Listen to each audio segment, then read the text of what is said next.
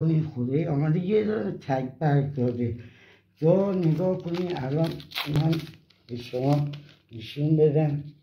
یا باید یکی اول دود کردنی باشه با اسفند، آب کردنی باشد، در حیاط بپاشید، همراه باشد، دود کند با اسفند، داخل آب بیاندازید و اینم که مثلا تو مغازه طرف کار میکنه باید بینازید توی مغازش.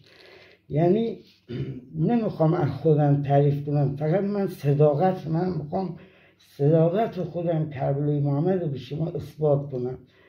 یعنی نگاه کنید این بنده خدایی که میره 700 تومن 1 میلیون 2 میلیون پول میده، این چه کار داره؟ این 2 دقیقه نوشتن هم نداره.